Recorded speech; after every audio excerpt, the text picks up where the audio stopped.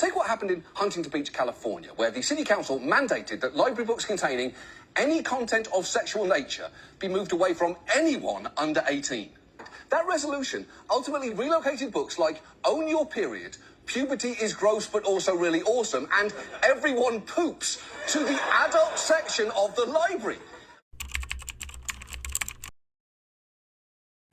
The library is supposed to contain a diversity of thought. Allowing unqualified individuals to review books is unacceptable. The library already has a system in place to challenge books. We do not need to change this system. So tonight, I'm here to tell you I resigned.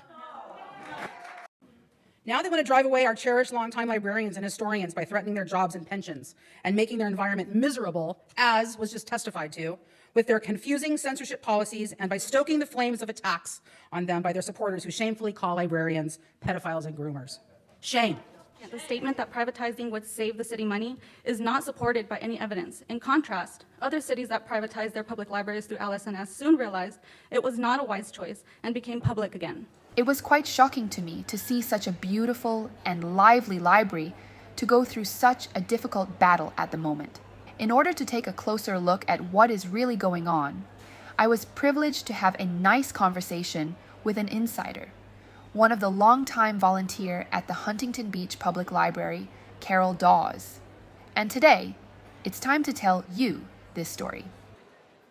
Yeah, these things are frightening, and I don't see it changing until enough people understand the value of libraries and knowledge, and as a community center as well. These books would then be donated to other cities' libraries.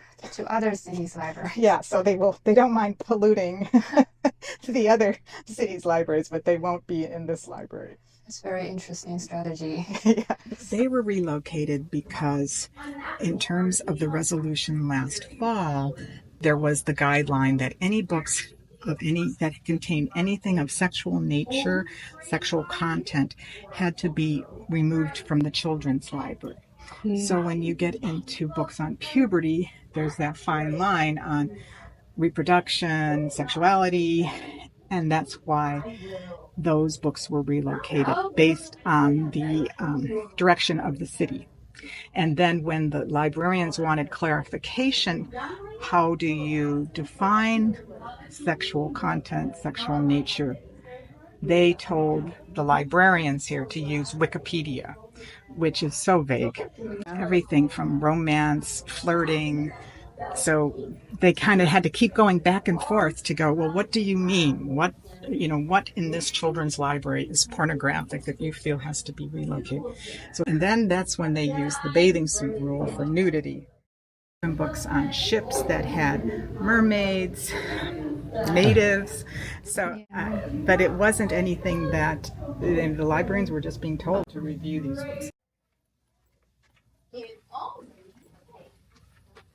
Let's see. Yeah, there's still some more over here because these are interesting ones in that there's parts of the Bible that are much more graphic in description about rape, incest, and yet they're here. So we find that quite interesting. But I'm sure their group will look at all of these more closely when they. And here are the LGBTQ. These are nonfiction, so they're very elementary, basic. But they would basically kind of cover famous people, the pride community of the LGBTQ plus community, different families with two moms, all very positive, nothing graphic or sexual. In fact, like then it gets pretty fast into historical, like those would be more critical race theory books, which again, it's a slippery slope. So as soon as you have a group making their own judgment calls on what books should be relocated, it can go anywhere from the bathing suit rule to sexual content to other areas. And that's what we oppose because this committee, they are not trained librarians with masters in library science. They're just political appointees. So I don't know if this is happening anywhere in the country. There was an episode on 60 Minutes featuring a South Carolina library that had a committee, but it seemed like it was also incorporating librarians for feedback. This group would be 21 non-professionals, just as long as you're 18. So an 18-year-old could make judgment calls on a book for a 17-year-old. Like this area, this is a Saturday, but it's not like there are children running around trying to find porn, you know. And that's how it was actually represented, like children could just go and find books, and it's just preposterous. So our library actually did relocate it to the adult section.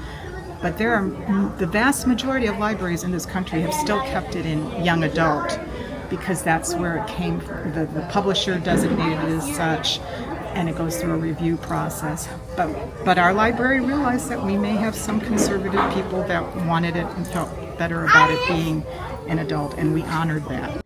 So we have a process in place. And that was only, so in one time, in 5 years, there was only one book that was relocated that way, and that was our current mayor. Our current mayor was the one who did not want genderqueer in.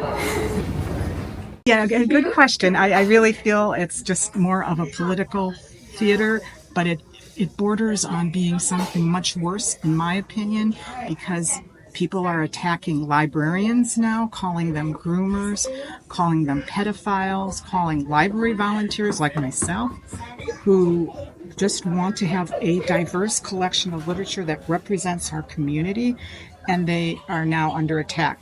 So to me, it's actually an anti-democracy force. This is a used book section, which is one of the bigger ones in Orange County. And this is another thing we think is kind of, you know, if they're going to start criticizing what books are in the library, what are they going to do about the used books that are for sale? Are they going to go through all those and review them for us?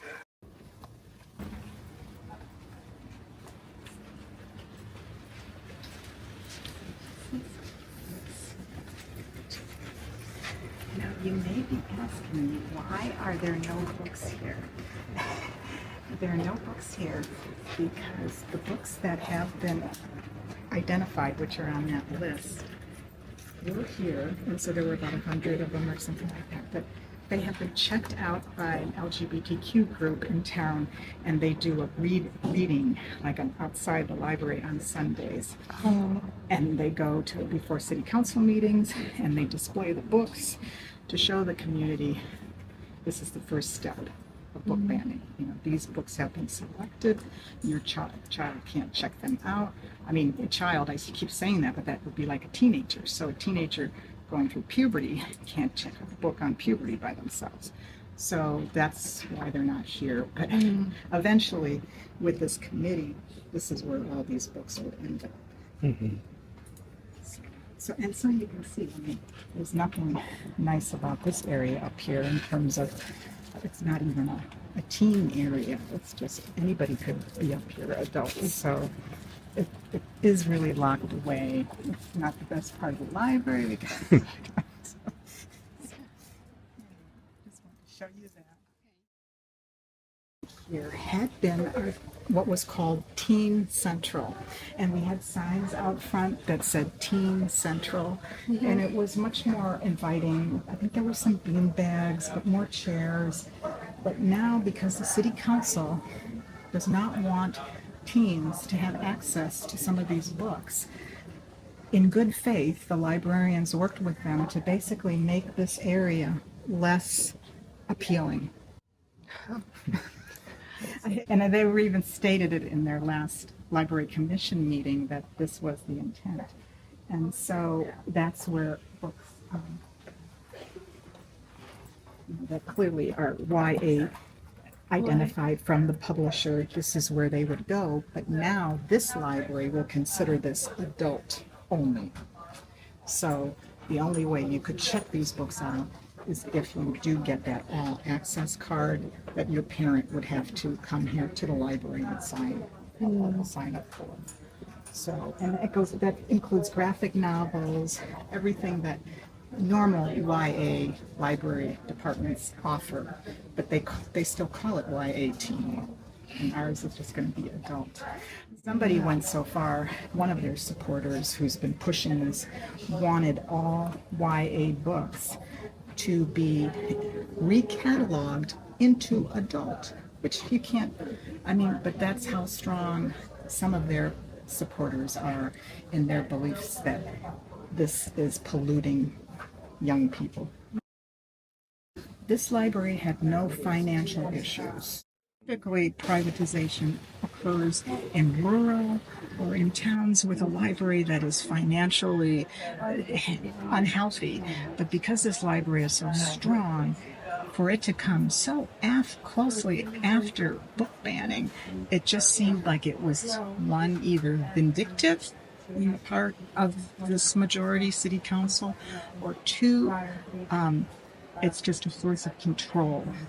Because ultimately, if they sign up with this company, Library Systems and Services, which is the one they write a contract. And in that contract, the city would still have control about collection. Like, we want this 21-member committee. We don't want YA books, that kind of thing. Hello, my friends. This is Kathy, the library hunter, and we are very lucky and excited to meet with Carol Daus today. She's a board member of the Friends of the Library at Huntington Beach Library. So, hi. Hi. So, can you tell us about yourself a little bit? Sure. I am a volunteer, and I started volunteering at the library as the newsletter editor. And then as we became embroiled in some city political events, including book banning and potential privatization, I became even more involved. So I would consider myself now more of a volunteer / library activist. Almost everybody talking about the Huntington Beach Library. So can you tell us what is actually going on? Yes, it all started last year in June 2023 when the current city council majority made an announcement, and then it moved on to what they had hoped at that point was an ordinance. It became a resolution, but it was basically to relocate books that the mayor found she deemed them as pornographic, and she felt that these books that were in the children's section should be relocated, or even possibly at that time there was discussion of outright removing from the library.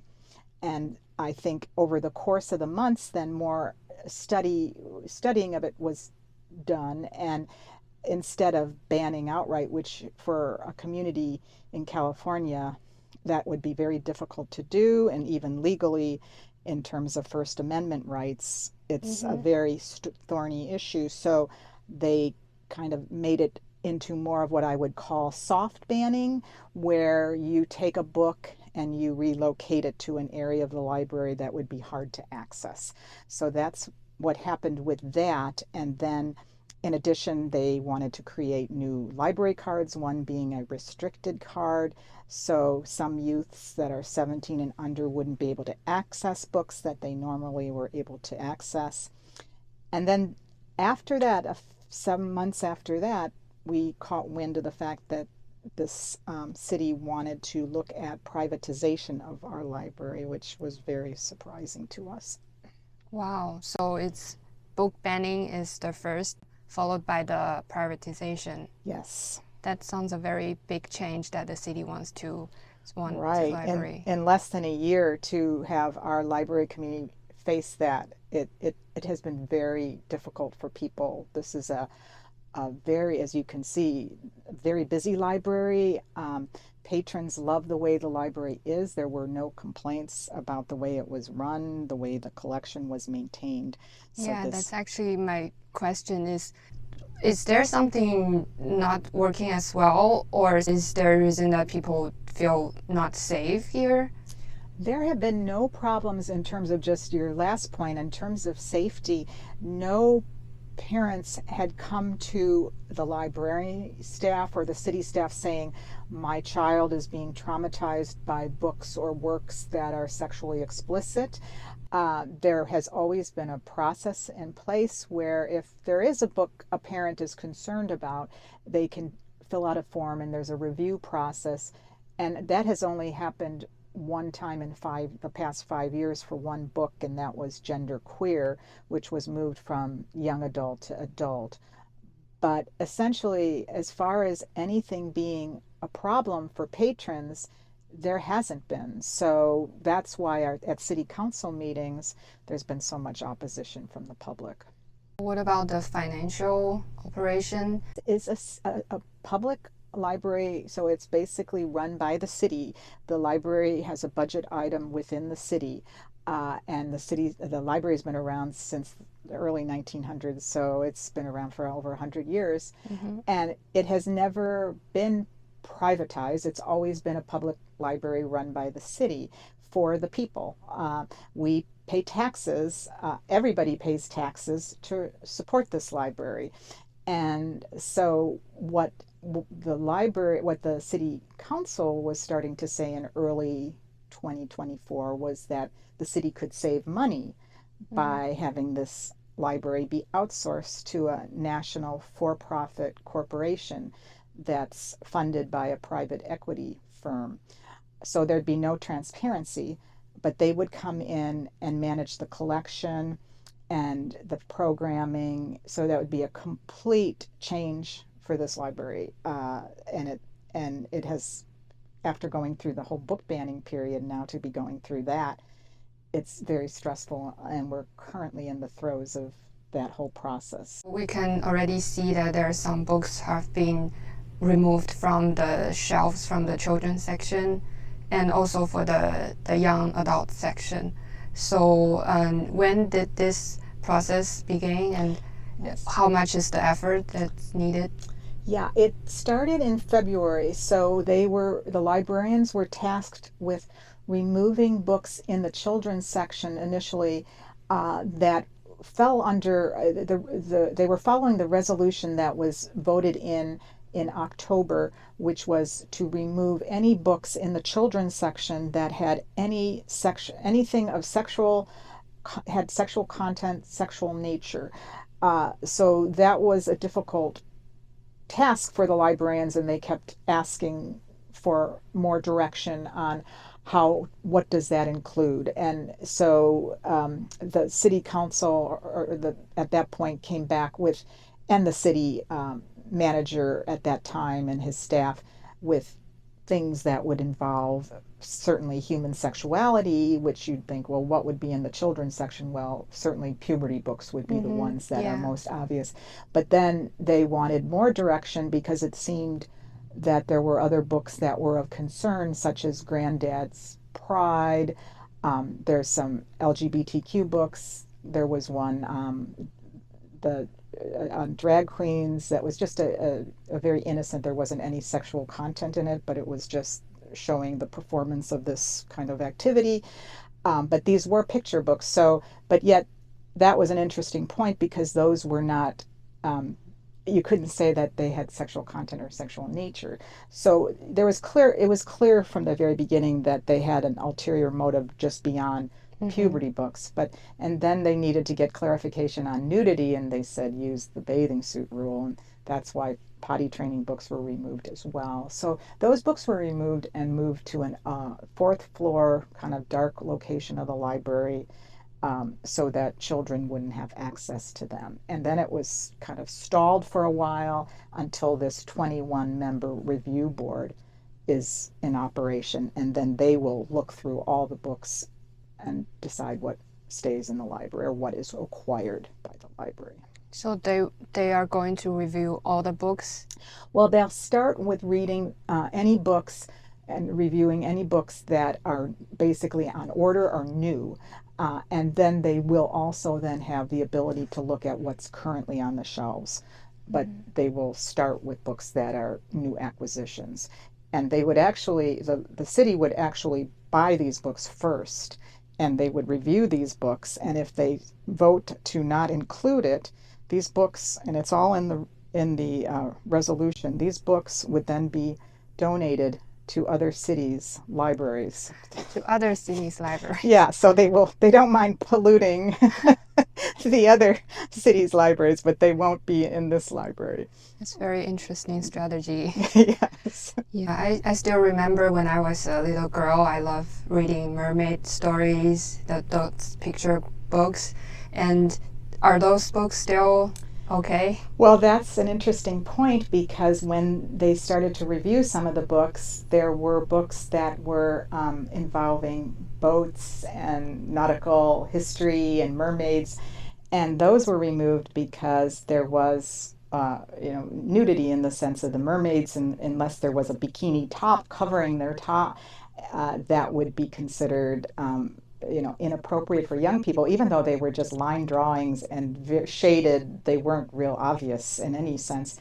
And interesting point you raised, because if you go to some of the Disney princess books, like Little Mermaid, there's some very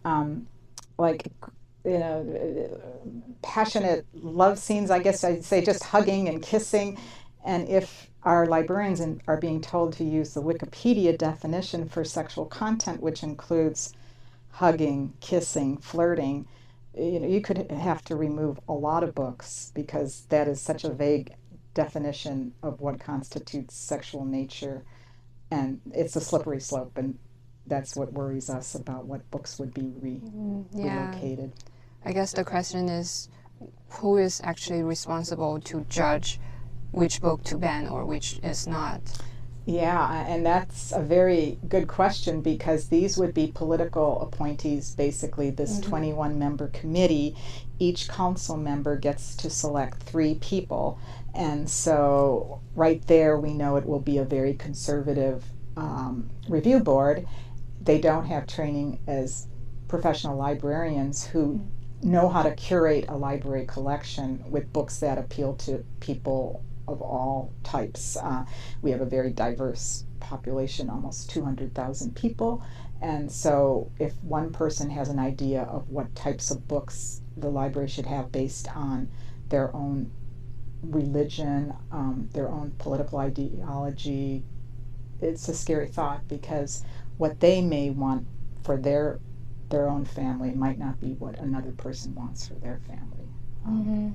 So it's a frightening thought in terms of the First Amendment rights of our community members. Those judging members, are they parents, or they can be anyone? They are not even making that stipulation as far as being a parent. They just have to be 18 and older. So we are very concerned about what that might lead to. Plus, because we're talking about books that are for 17-year-olds and younger, an 18-year-old could be reviewing and making a judgment call for a 17-year-old. I mean, I lived in this community for 28 years. I raised my 3 children here who are now in their 30s. They had access to this library. It's probably why they went on and did the things they've accomplished academically and professionally now in their lives. And if I can't even imagine what that would be like for me if I was a parent of a teens right now with this library in the same community, because it feels like a different world to me right now. So do you think this is kind of something just about book banning in the library, or it might be something bigger?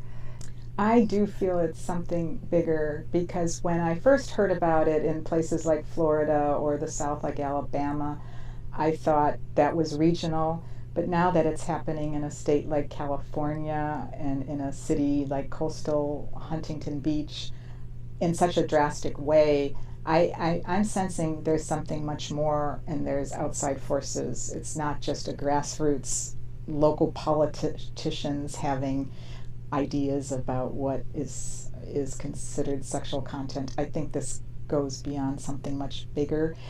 And it does frighten me when you hear people in the community that kind of start chanting some of the things that have been stated by our own local politicians, which are librarians are groomers, librarians are pedophiles.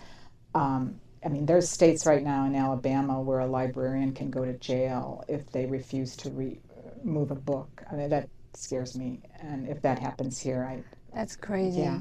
Yeah. I always believe that if anyone should decide which book for the kids to read, that must be the parents. Just some people over there, very small group of people to decide for all the children. You're absolutely right, because I feel that, it's set up that way so well in our library that a parent has that opportunity to assist with those kinds of decisions.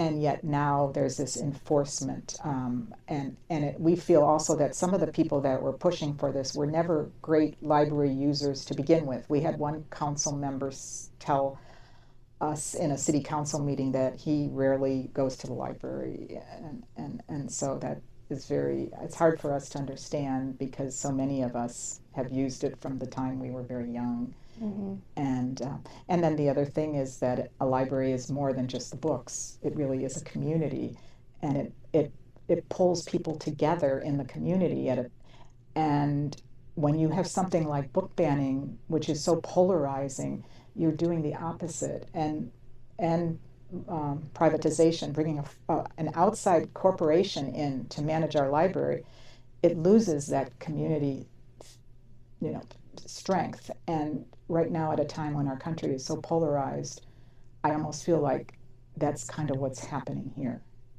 And it wasn't like that years ago. So about this privatization, is this something new in the U.S.? Well, privatization has been going on for many years, but usually in rural areas and areas, libraries that are financially weak. And so it was almost a source of survival to then outsource to a corporation like this that is able to provide a wide variety of services that the individual city's library couldn't do at the time. So it doesn't make sense for a company like this to come into a large library system. We have 5 branches total, because we are running this library in a very lean fashion. It's only 2% of the budget. If they came in, their costs every year increase as opposed to ours. We haven't had an increase in 9 years in our budget, whereas this particular entity that's considering privatization has increases in their budget for their libraries about 2% every year. So from a financial standpoint, it doesn't make sense. And that's a big concern of ours, because then why are they doing this? So what was their plan if they are to offer this? Yeah, service? where we are with it is it's an RFP, so a request for proposal. So we're waiting for the city to issue that. They claim that it's a process they need to go through in case there are other companies that can bid on this. But this company, Library Systems and Services, is kind of like the only one that is nationwide that is able to outsource on the level that our city is talking about. So there's really no other competition. It would be what you'd almost call a wired contract. It's a contract for them. And this was based on an unsolicited bid. They did come to the city. It was a former mayor who now works for Library Systems and Services, which makes it even more ironic, came to the city and suggested this business arrangement. Came to Huntington Yeah. Beach. And so, it does raise some eyebrows, and people are wondering what that's all about. Yeah. But there would be a big contract there, so. If there's any previous successful or non-successful cases of this LSS? Yeah, and I mean, they tried to privatize Mission Viejo in the recent, like in the last couple years, but their city council decided that was not something they wanted to proceed with. The same thing happened in Fullerton.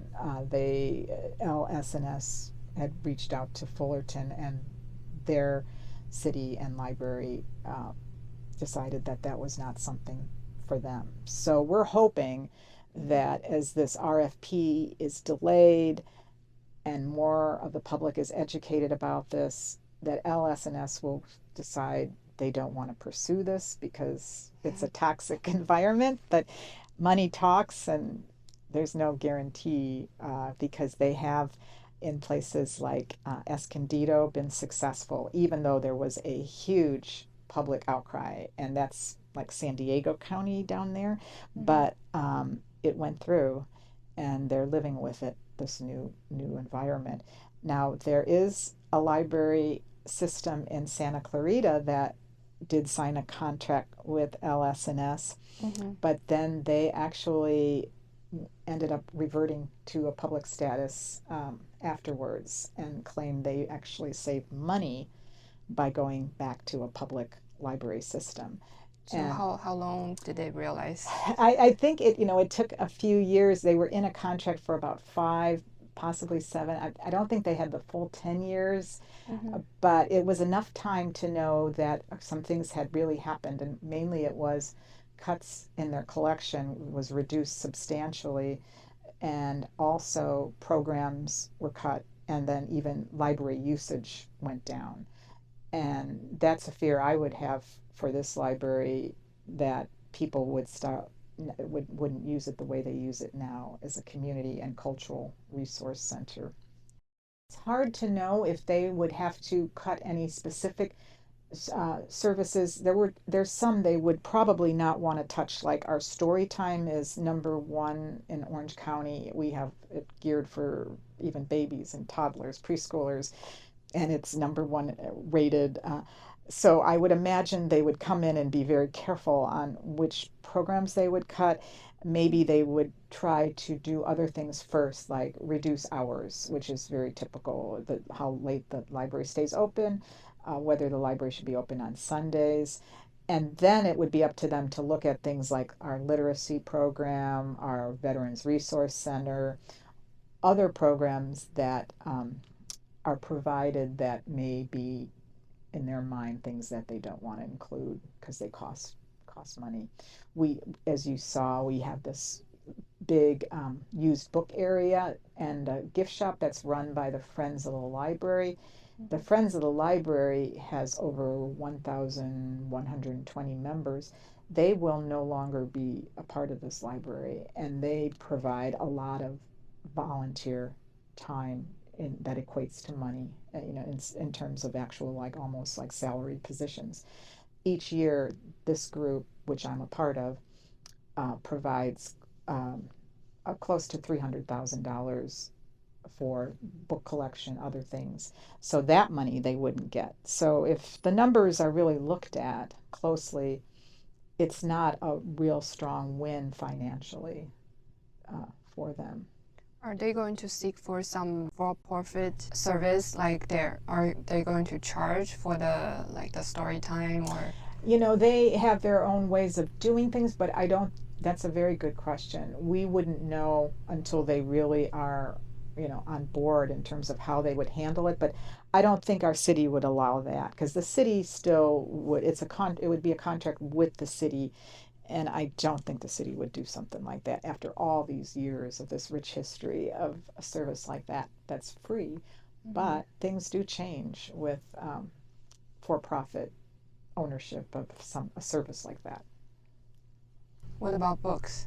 Yeah, that is one thing that is very noticeable in any of the cities that have signed contracts with LS&S, and that is that the book collection has been, in some ways, almost decimated, because they use a kind of a algorithm. It's a software program to determine what books to maintain, and the more frequently certain books are maintained, are checked out, those will be the ones that are on the shelves. So bestsellers, lots of those will be there and will be available. But if you get into maybe books that are for more marginalized, whether it's Spanish speaking, Spanish reading patrons, or LGBTQ, or just wide subject matter, if you take art history, certainly there's some books in some of these subjects, genres that aren't as popular, but those would be removed.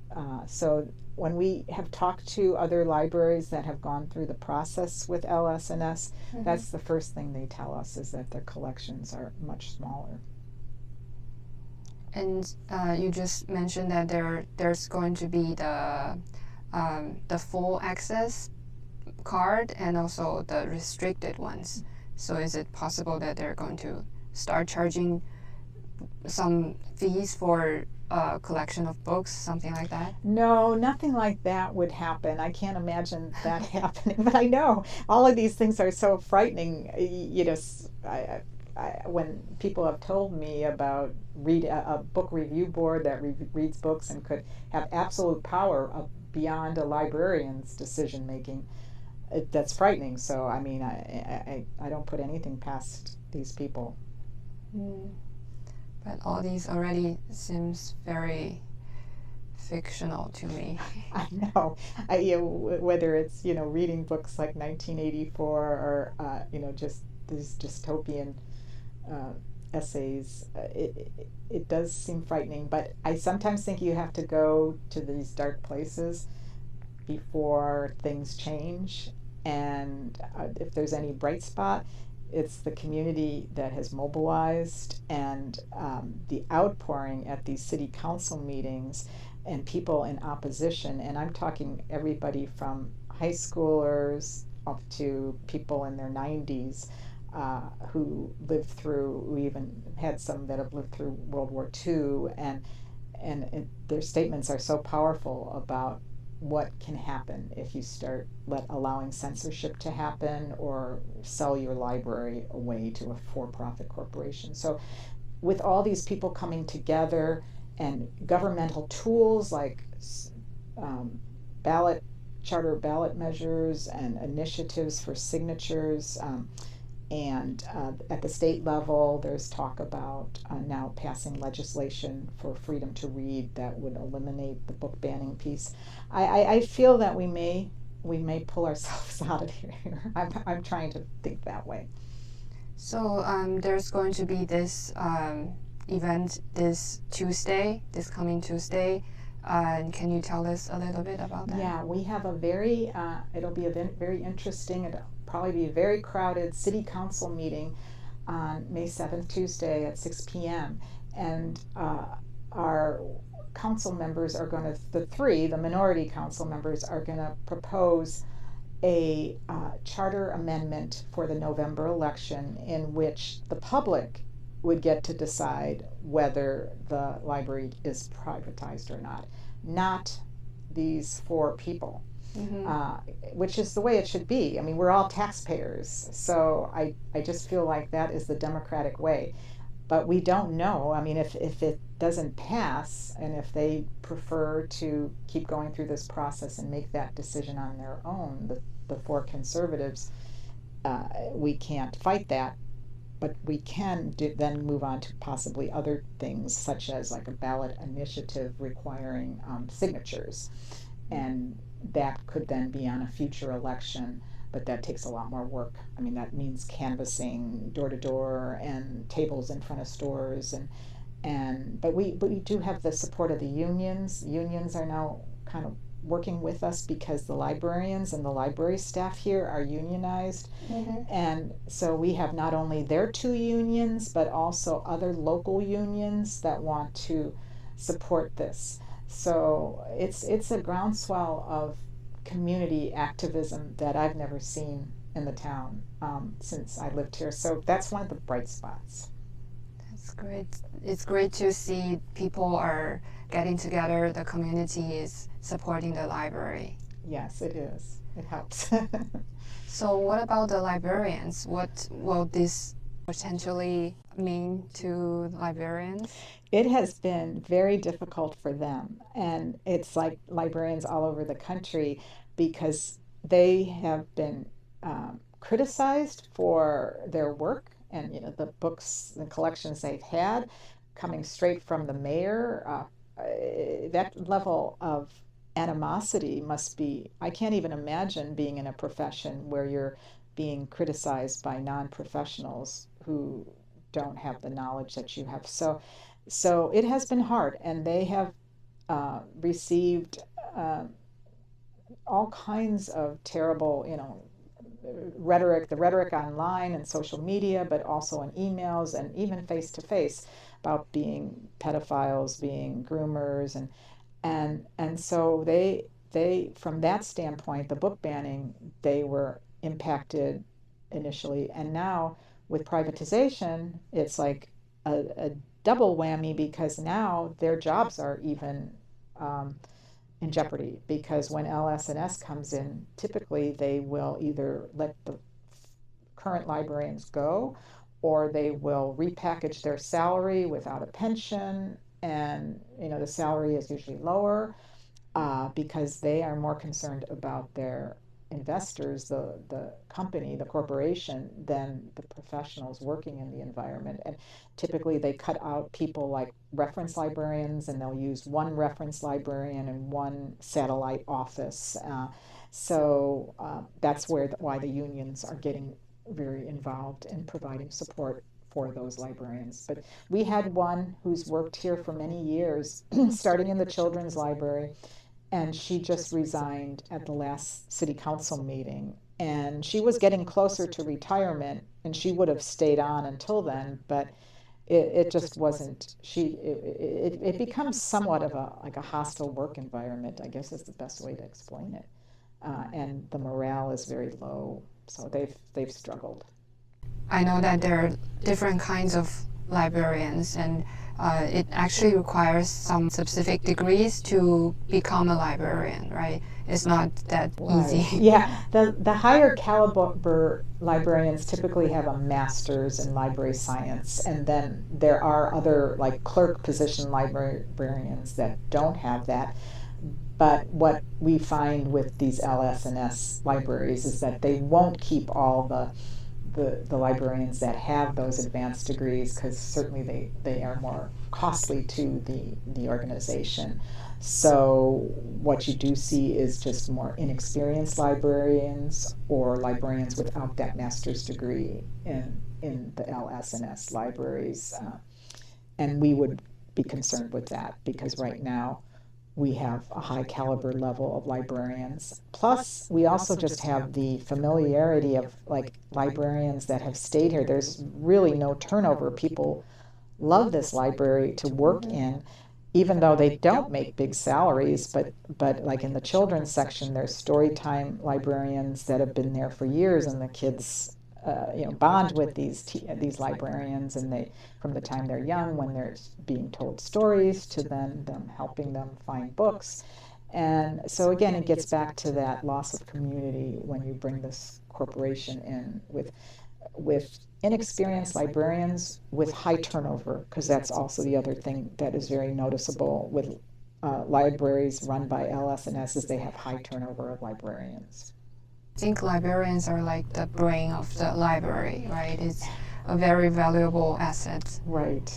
Yeah. And they kind of are the glue to the community. I mean, in terms of recognizing, the various pockets of a community that might have different needs in terms of not only books and materials, but services, programs for different people.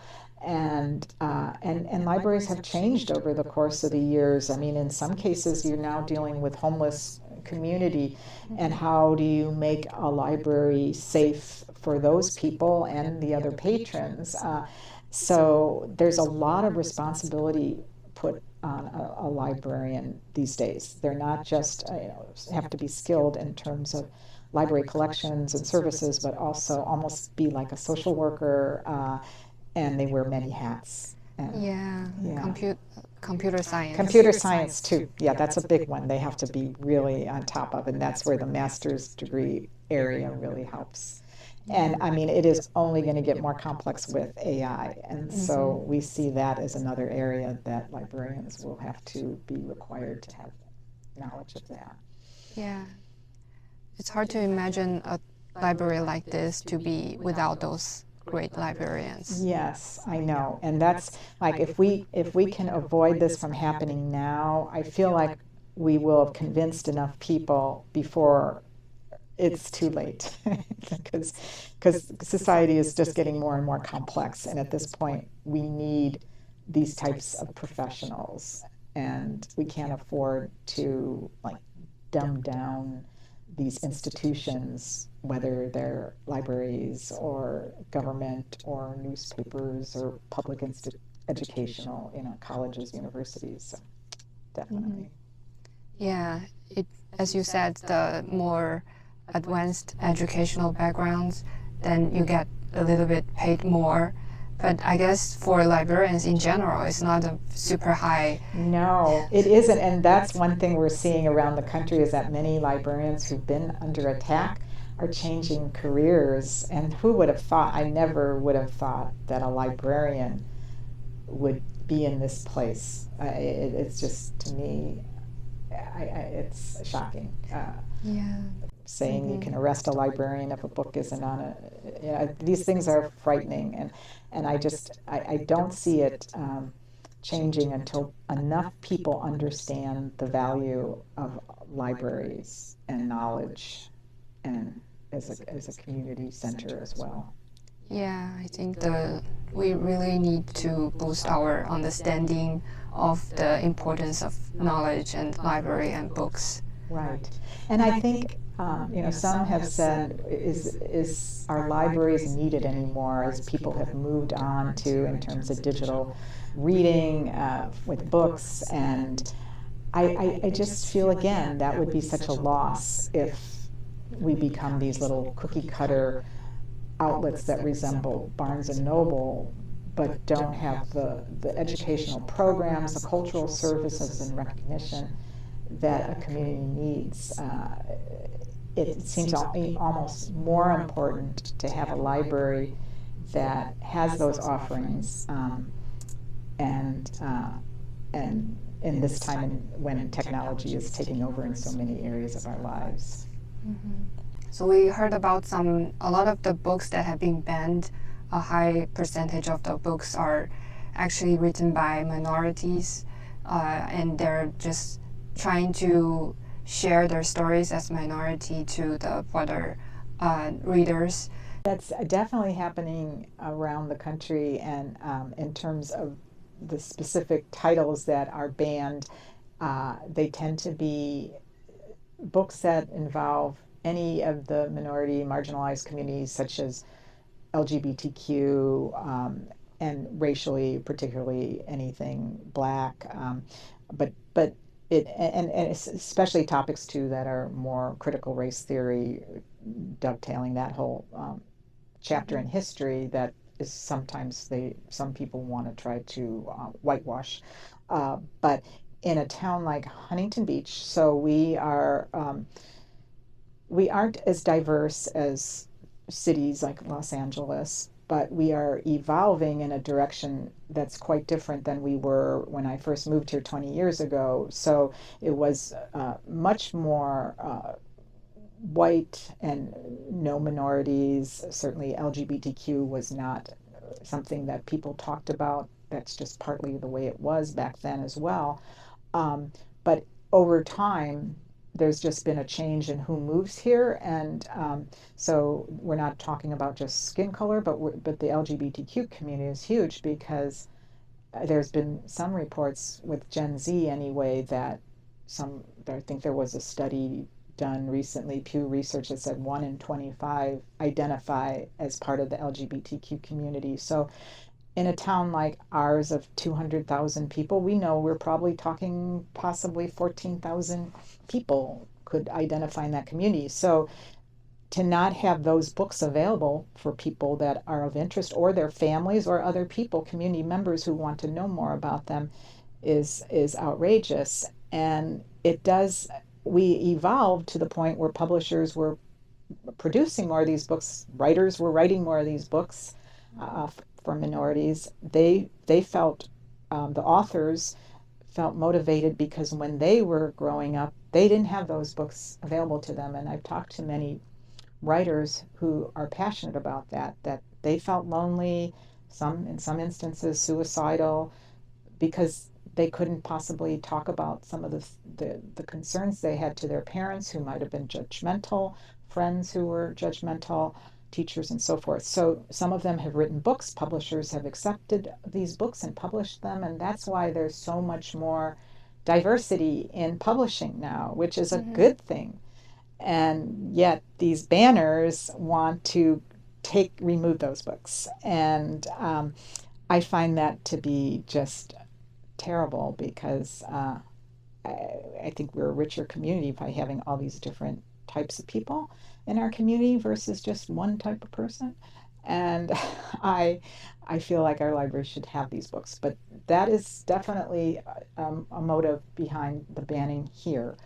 And this board of reviewers, I'm sure many of them, even what I'm hearing from people because of how they speak in city council meetings, they consider things like the LGBTQ lifestyle sinful. So if they're saying things like that, they have plans for removing books that would be like that. And it doesn't have to even be graphic. It could just be a warm, award-winning book that's a chapter book for a 17-year-old on a relationship, LGBTQ couple, and they would remove it. So that really bothers me.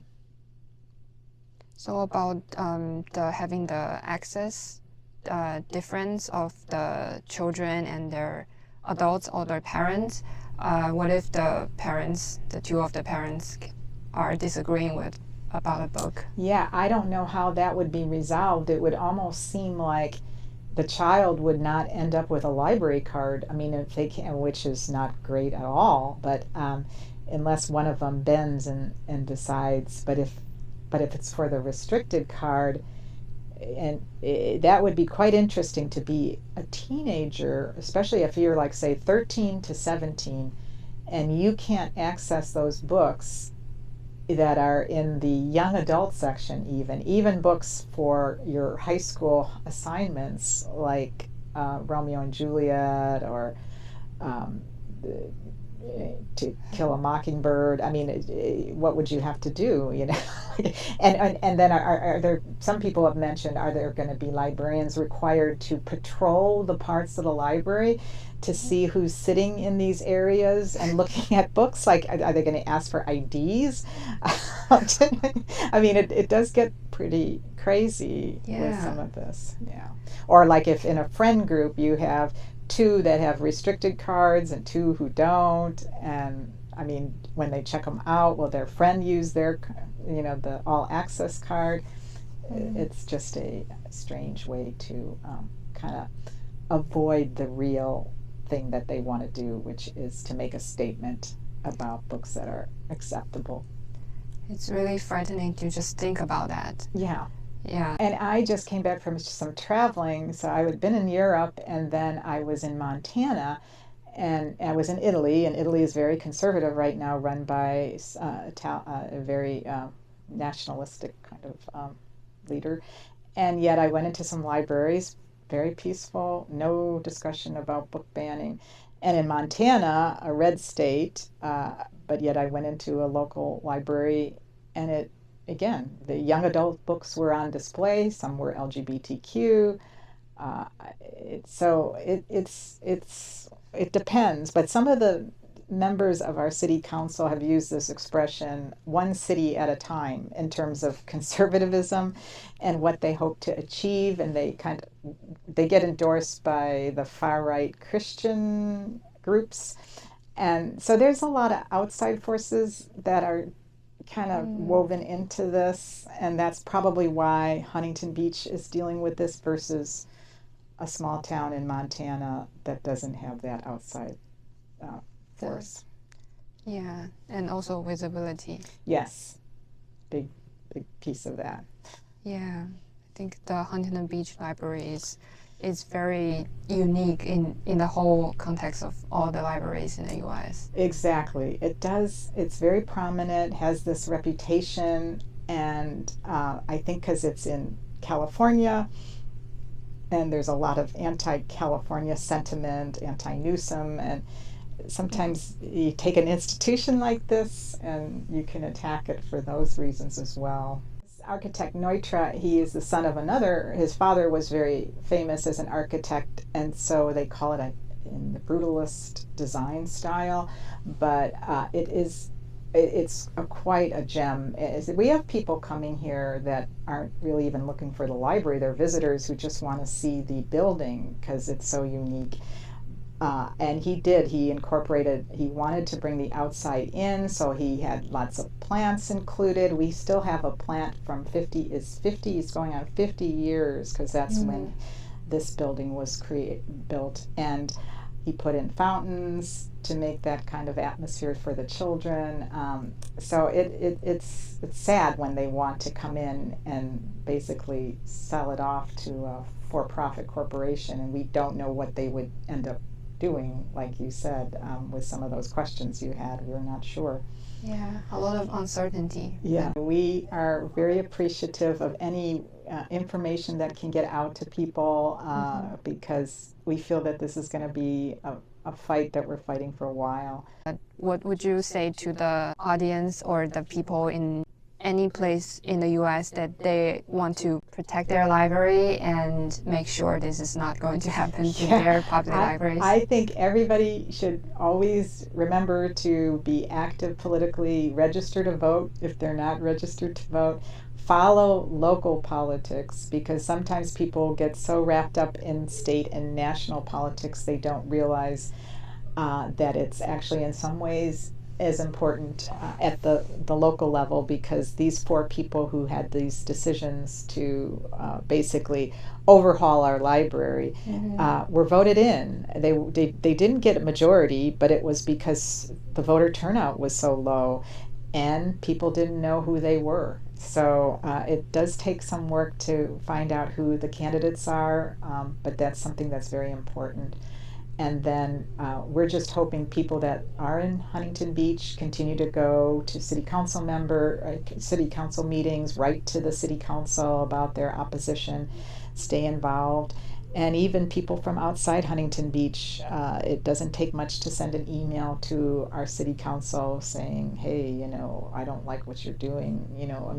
We feel that tourism could even be affected in some ways by things like this, or people moving into the community when it's tarnished. When those people are reviewing the books, are they required to read the full content or find a quote for that? Right. No, that is true. And this review board will be required to read the entire book. Whether they do or not, I don't know. That's how do they judge that? But it's one thing if it's a picture book.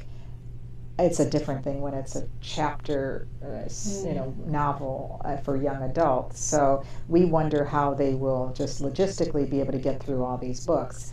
But it also it does make you realize that that there's some level of bigotry really with all of this book banning, because in many instances it's not something graphically, it's not, a library cannot have pornography. That's against the law. So by the definitions of pornography, these books don't meet that criteria. So it's more of somebody's just personal opinion about what they don't like versus a salacious quote or inappropriate language.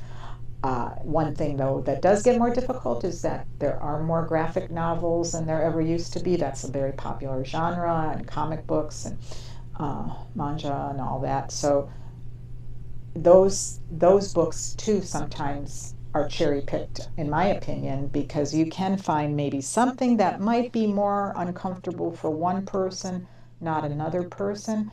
But that's only maybe on page 52, and then all the rest of the pages, it's just a book about empathy and love. So again, I feel that these are not professional librarians who should be making these decisions. They don't even have knowledge of child development or education. So it's going to be a big problem when they really get down to reviewing these books, I think. Do you think there are other countries are doing similar book banning?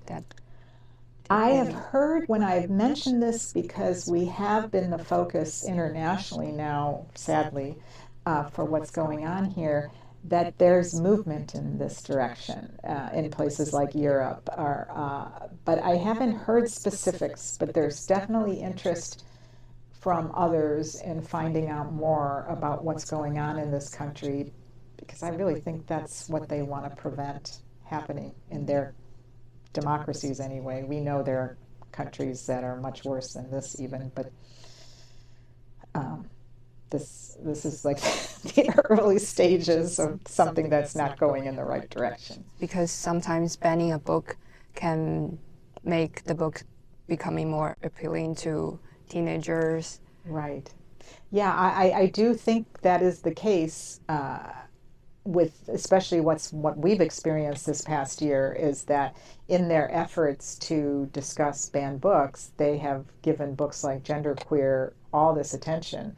And in fact, in the city council meetings, our mayor was reading from a lot of these books, and they actually took pictures from the books, the passages they didn't like that were graphic novels like Genderqueer, and put them on large poster boards.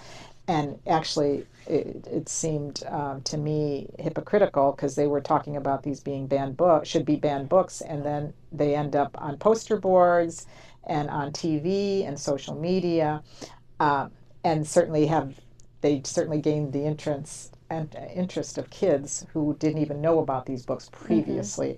So it does have that effect, and authors have enjoyed having their books be labeled banned books.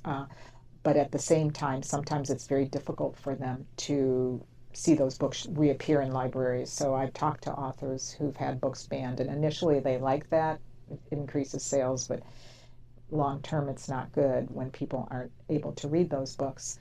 But I know in the case of like a lot of these books, when we're talking about for teens anyway, they love when they can finally read some of these books that are classics that, you know, until they are young adults, they're not able to read these books. And my kids were really more motivated with schoolwork once they had that ability to read books that involved characters that were not like them, in situations that were quite, sometimes somewhat disturbing, like To Kill a Mockingbird these days is read by 9th graders.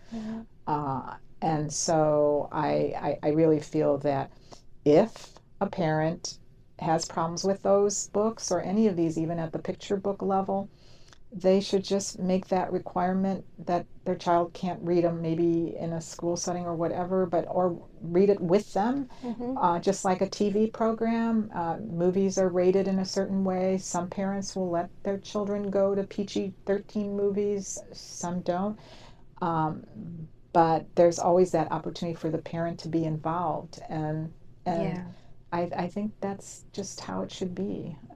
Do you think this is a sign of new norm for the book industry, or even just for leading to some future self-censoring? When they want to publish a book, they're going to review the books first and see if there's anything that might raise some questions, and they're going to delete. Yeah, that's an interesting question, because I've talked to authors who have had books banned. There's one that lives in Long Beach, and she's written for the YA audience. And she told me that even though some of her books have been banned, and that has been disappointing to her, she would not change the way she writes, because she knows that these are topics and issues and their characters she wants to include. She doesn't feel that way. Now, I don't know if that's just one person, and I really don't know about the book publishing industry, how they make their determination, probably largely on budgets. And I know when they do see books that are banned selling well in the marketplace, they continue to sell those books. So I'm hopeful that this, just a movement for including books that are of a diverse, nature, reaching all types of people, will continue, unless things really became dark in a different way. I mean, we're not there yet. This is just like on the library level. Like, for instance, when you consider stores like Barnes and Noble, Like they want diverse books, independent bookstores want diverse books. It's just something that's happening through politics and they're going through to libraries. But I think when money is involved in the end, that might make a difference. In fact, interestingly, with LS&S, they are not ones to really try to ban books.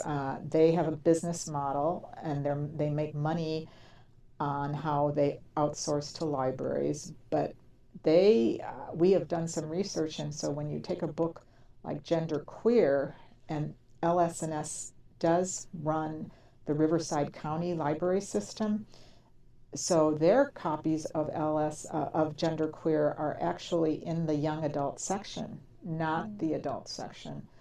So it's an interesting thing, but if things really went in a more oppressive kind of anti-democratic way, and years from now things could change differently with the book publishing industry. But I know the ones that are caught in the middle are the writers, because that's where the creative piece comes into play and how they want to market their books. So I wouldn't be surprised if authors think twice about how they present their characters or what subject matter they address in light of the environment today.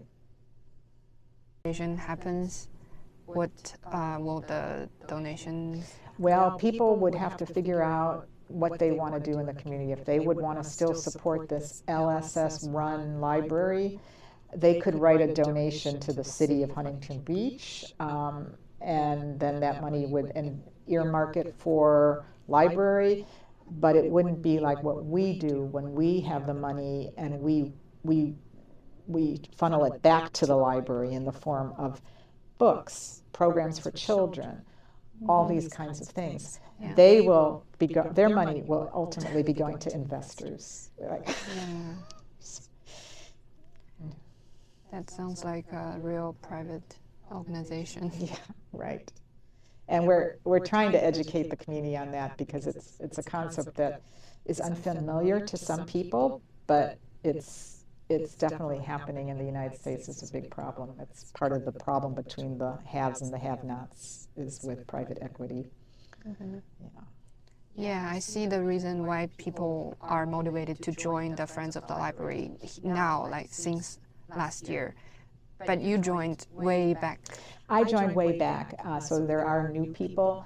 But it's an interesting point you raised, because after a certain point you're kind of wondering, is there a library? After X number of months from now, will there be a library here? But at least our assets will be all moving with our group.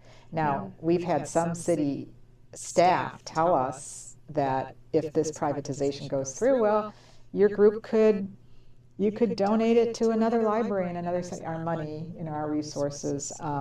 You could open up your own little lending library. I mean, these are all such silly ideas, but so yeah. But we'll see what happens. It's going to be an interesting summer. Mm-hmm. Oh, one maybe a little more personal is, do you still remember like your first time entering this library, or maybe any library? Do you still remember your experience? Can you tell us a little bit? Well, I have always been a library lover. So I was born and raised in the Chicago area, and there are many wonderful libraries there. My mother was probably the one who inspired me to be such a library lover, and she and our community in Chicago area, they built a library from scratch, and so she was going door to door to get support and signatures. It's funny, I find myself doing that now. So, and it was a beautiful library when that one was built, but in my whole adult life, I've always used libraries. But this one particularly, we were living in Fountain Valley, which had access to the county library system, but not a city. So when our family got larger, we wanted a bigger house, and that's why we moved to Huntington Beach. But one of the things that made me want to move here was this wonderful library, because there was nothing quite like it anywhere in Orange County. And everything down from the size to the programs to even things like and we're talking back in the early 1990s, they had this automated book return. I mean, there's just so many things that made it unique for the time. And so some of it is an emotional piece for me, because it's losing something that it was so cherished on my part. And many others that are involved in this fight feel the same way. We have former employees, former librarians, community members that have always used this library, and they just don't want to see it being taken over or having books be banned. And that's partly the motivation. It's almost like a visceral kind of reaction, like, how dare you take this from us? So. Thank you very much, Carol, for accepting this interview. It's a very in-depth conversation, so I really appreciate it. So for anyone who wants to get in contact with you or with the library, what will be the best way to reach you or the library? The best way would be either by email to our Friends of the Library email address, or through Facebook. We have a Facebook page for Friends of the Library. Okay, so I will link that to the description. Great. And so thank you very much. You're welcome. I appreciate this help. We need as much support as possible, and I appreciate all the time you gave me here today. Thank you. You too. Okay.